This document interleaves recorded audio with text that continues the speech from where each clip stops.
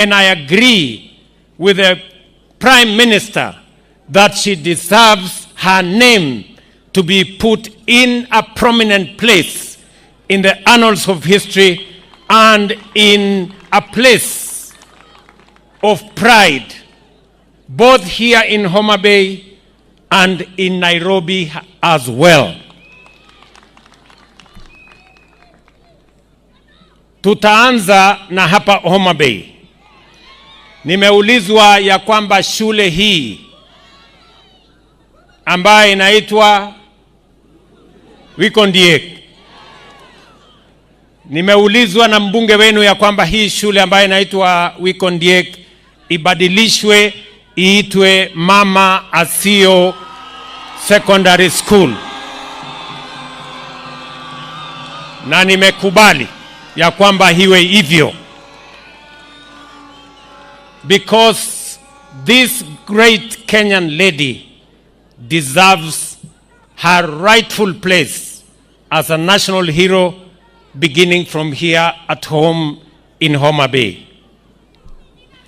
Ile ingine tutafuatilia na kule Nairobi. Ndugu zangu wananchi wa Homabay, Mheshimiwa Raila Amolo Odinga, Mheshimiwa Baba, ameongea hapa as a patriot, as a Kenyan committed to the progress and success of Kenya. I was also almost tempted to say that I have nothing useful to add. He has said it all, and he has put it well. Your Excellency, the Right Honorable Raila Odinga, your place in the history, in the progress, in the governance, in the destiny of our nation is firmly engraved. Your contribution, your sacrifice, your mentorship of many leaders is something of pride to those of us who have worked under you in our earlier political journey. And I want to say, listening to you today, I am persuaded that this nation, and I associate and I agree with your commitment and your conviction that Kenya is a great country, because it is a great country. It is only that some do not understand the potential and the greatness of this nation. Because of your commitment to this country, today you have assisted me to put together the broad-based government, a government that brings all communities, all regions, all parts of Kenya in an inclusive manner into one administration that does not look, that does not seek to preserve any leader, but to preserve the destiny and the place and the stability of the Republic of Kenya. And I want to say this in this very solemn occasion, that because of the coming together under this broad-based government, because of the Honorable Raila Odinga working with me to put together this broad-based government, Kenya has a date with destiny. Kenya has a historic opportunity to change the place of Kenya and to elevate this country to the next level. To unite this nation beyond community, tribe, region, or religion. And to forge that unity so that we can transform our economy, make it inclusive, deal with the challenge of unemployment, create wealth to get rid of poverty, transform our agriculture so that we can eliminate the shame of hunger, create products for exports, and expand our progress and our prosperity. Transform this nation in a very meaningful way. And I want to say that today, as has been said by Baba, we are committed to taking this country to the next level. And it is the reason why we signed the 10-point agenda. And I want to commit that as the head of the executive, that 10-point agenda will be implemented to the letter. The journey towards the implementation of that agenda began.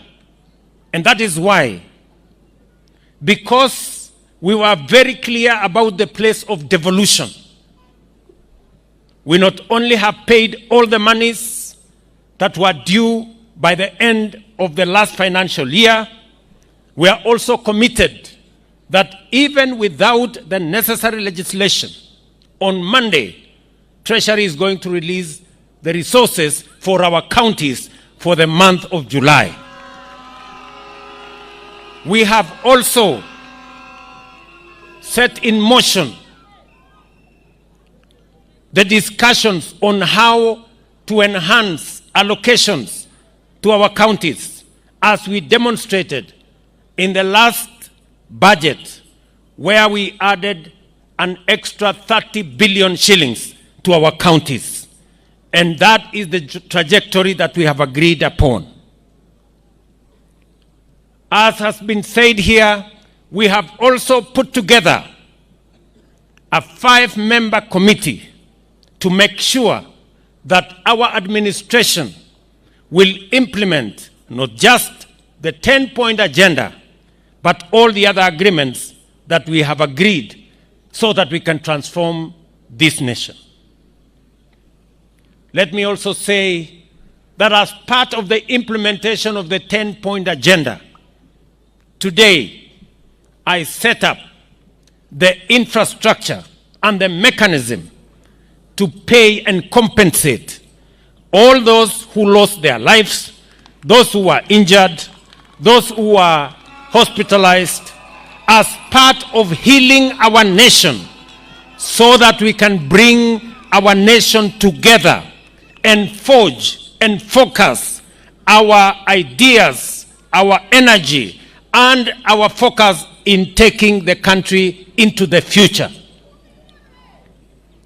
Let me also say that as part of this momentum, Baba and I have agreed that we will also make sure that the agreements we have signed under the 10-point agenda and all the other commitments that we have made on devolution, on implementing NADCO, on implementing all the other programs, will be undertaken by making sure that our parliamentary groups are aligned so that they can assist us process the necessary documentation, pass the necessary legislation, and provide the necessary funds for us to be able to implement the commitments we have made. And therefore, I want to say on this occasion that we are not doing trial and error. This is not an exercise of guesswork. We know where we've come from. We know the risks our nation has gone through. And we know what we must do and where we must go so that we can secure the peace, the stability, and the progress of our nation. Let me conclude my remarks by saying that while in Homabay today, leaders here have asked that we focus on the development of the nation as we focus on the development of this county. Let me commit that we have provided in this year's budget enhanced resources for the development of this county. I am aware that this county